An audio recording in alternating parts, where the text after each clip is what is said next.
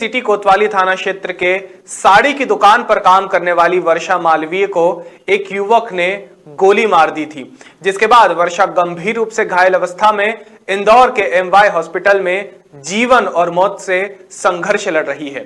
बता दें, आरोपी ने वर्षा को 3 गोलियां मारी हैं, जिसमें से एक हाथ को छूकर निकल गई, लेकिन एक हाथ में लगी है और एक गोली कमर में लगी है। देवास से एमजीएम हॉस्पिटल से वर्षा की गंभीर हालत को देखते हुए इंदौर के एमवाय हॉस्पिटल में भर्ती करवाया गया, लेकिन यहां पर एमवाय अस्पताल की गंभीर लापरवाही सामने आई है, जहां रात 10 बजे से देर रात 3 बजे तक वर्षा को सही रूप से इलाज नहीं मिल सका। इसके बाद वर्षा के परिजनों ने अखिल भारतीय भलाई महासंघ के राष्ट्रीय अध्यक्ष मनोज परमार को सूचना दी कि कल रात से वर्तमान तक हमारी बेटी का इलाज नहीं हो रहा है, जिसके चलते अस्पताल में गंभीर परिस्थितियों को देखते हुए भलाई समाज के राष्ट्रीय अध्यक्ष मनोज परमार अपने पदाधिकारियों के साथ एमवाय हॉस्पिटल पहुंचे और डॉक्टर मनीष कौशल से बात की और हॉस्पिटल के प्रभारी को घायल की गंभीरता के बारे में बताते हुए चेतावनी दी कि अगर त्वरित इलाज नहीं किया जाता है तो समाज का आक्रोश एमवाय हॉस्पिटल पर फूट पड़ेगा। इस बात को लेकर एमवाय अधीक्षक पीएस ठाकुर ने भी मनोज परमार की बहस हुई दोनों के बीच। तत्पश्चात हॉस्पिटल प्रबंधक ने इलाज चालू किया और जहां गोली लगी थी वहां पर टाके लगाकर ड्रेसिंग की गई। डॉक्टर मनीष कौशल के मुताबिक लगभग 5 से 7 दिनों के भीतर ऑपरेशन करके गोली को शरीर से निकाल लिया जाएगा। गोली मारने वाले आरोपी भूपेश शिवहरे की गिरफ्तारी की मांग को लेकर और आरोपी को कड़ी से कड़ी सजा दिलाने के लिए अखिल भारतीय भलाई महासंघ के तत्वाधान में माननीय पुलिस अधीक्षक देवास को ज्ञापन सौंपने की बात भी कही गई है। इस संबंध में हमने भारतीय भलाई महासंघ राष्ट्र के राष्ट्रीय अध्यक्ष मनोज परमार से भी बात की। आइए आपको सुनाते हैं कि उन्होंने खबर 100 के साथ चर्चा में क्या कहा।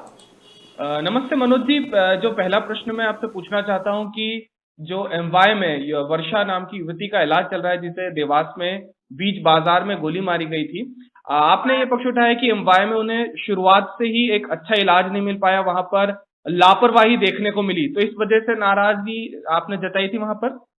भयानक लापरवाही है, नर्क बना रखा है हॉस्पिटल को जी। परसों शाम को एमजी रोड सिटी कोतवाली थाना के अंतर्गत वर्षा मालवी जो एक साड़ी की दुकान पे गरीब बच्ची, हमारे दलित समाज की बच्ची काम करती है, तो घर लौटते वक्त वहाँ पर एक व्यक्ति ने भूपेश करके कोई व्यक्ति था, उसने उसको गोली मारी और जानलेवा हमला किया। 3 फायर किए, जिसमें एक गोली हाथ में लगी, एक गोली खाली गई और एक गोली कमर में जाके धस गई है और वो अभी तक नहीं निकली है। और परसों 8 बजे का जो गोली लगी, रात को 9:30 से 10 के मध्य हम जो है उसके परिवार वाले एमवाय हॉस्पिटल में एडमिट करने के लिए लाए थे और तब से लेकर कल शाम को 3 बजे तक उसका खून लगातार बह रहा था, दर्द से वो तड़प रही थी और वहाँ एमवाय में कोई सुनने वाला नहीं है, कोई बोलने वाला नहीं है। मरीज जो है लावारिस लाश की तरह वहाँ पर पड़े हुए हैं। ये बहुत ही दर्दनाक और व्यथित करने वाली, दुखित करने वाली ये हादसा मेरे आंखों के सामने देखने में आया ये कल। जी बिल्कुल सही बात है, बिल्कुल दुखित बात है। और मैं पूछना चाहूंगा कि अभी वर्षा जी को इलाज मिल पा रहा है कि नहीं सही तरह से?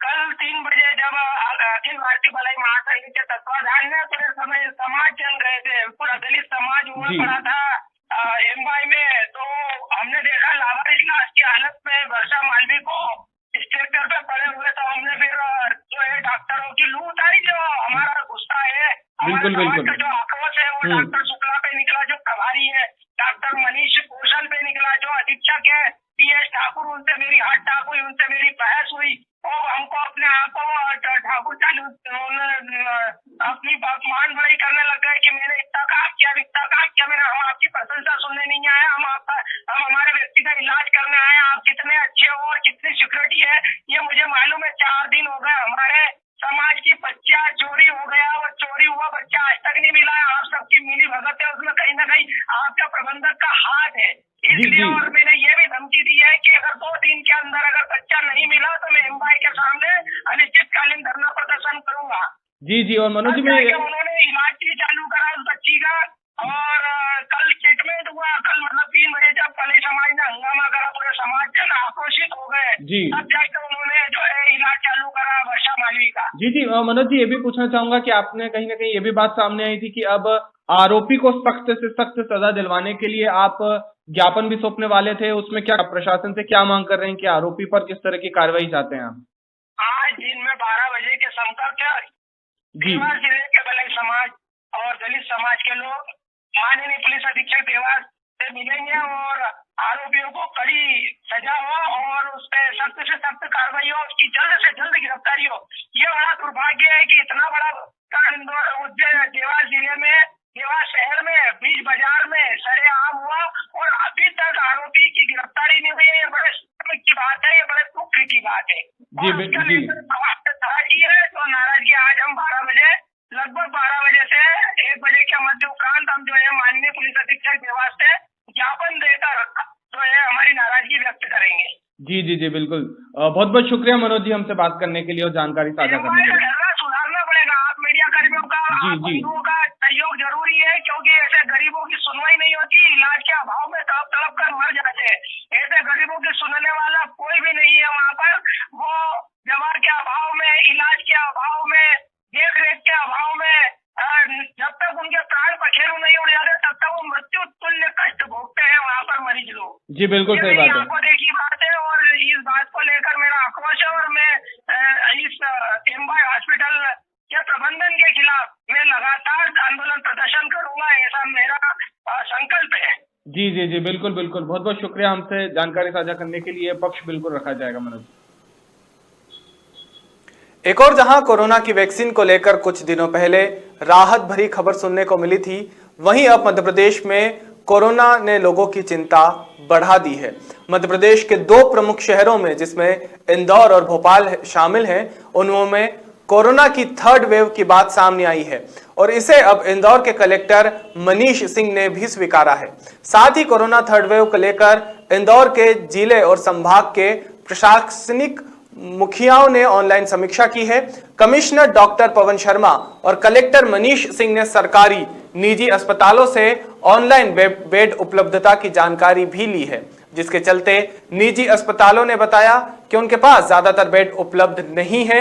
अन्य जिलों से भी मरीज आना शुरू हो गए हैं। बता दें कि एमजीएम मेडिकल कॉलेज के कोरोना अस्पतालों में मरीज भर्ती न करने पर कलेक्टर कमिश्नर ने कड़ी आपत्ति भी जताई है। 3rd वेव अभी डेफिनेटली आई है। अभी अगर आज की स्थिति हॉस्पिटल्स की देखते हैं तो डेफिनेटली 3rd वेव है इस समय। इंडेक्स अरविंदो से भी हम लोगों ने चर्चा की किस प्रकार का स्टेटस वहाँ पर है, कहाँ से पेशेंट्स आ रहे हैं। आसपास के जिलों से भी आ रहे हैं, इंदौर के पेशेंट्स भी आ रहे हैं। प्राइवेट जो हॉस्पिटल्स थे उनसे ट्रेंड के बारे में पूछा गया तो सभी डॉक्टर्स का ही कहना था कि जो अभी त्यौहार की वजह से जो लोग निकले हैं